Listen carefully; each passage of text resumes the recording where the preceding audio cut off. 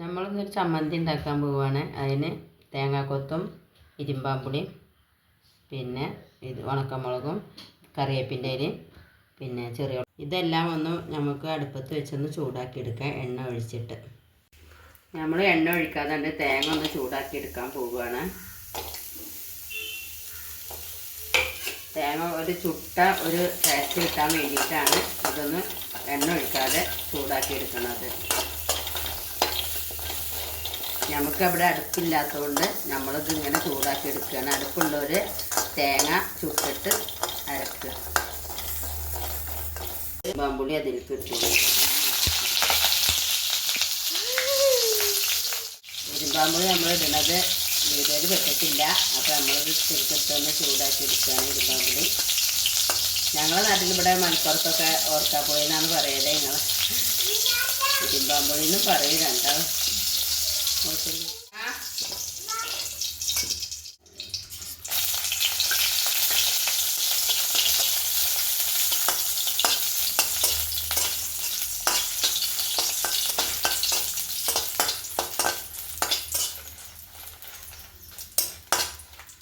നമ്മളൊരു 7 ഉണക്കമുളകാണ് എടുത്തിട്ടുള്ളത്.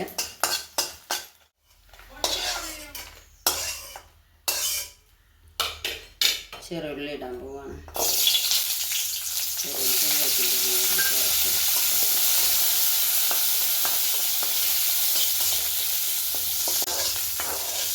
ഉള്ളി ആയിട്ടുണ്ട്. ഉള്ളി കൊണ്ടെടുക്കുന്നു.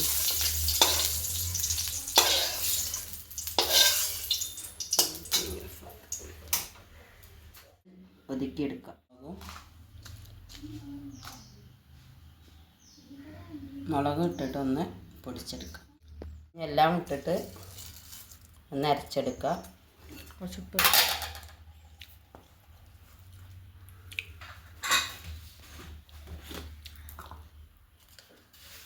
ലേശം ഉപ്പ് ആവശ്യത്തിന് എല്ലാവരും ലേശം ഉപ്പിടുക.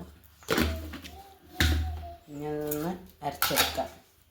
നമ്മൾ ചമ്മന്തി റെഡി ആയിട്ടുണ്ട്. ഇരുമ്പാമ്പുളി വെച്ചിട്ടുള്ള ചമ്മന്തിയാണ്.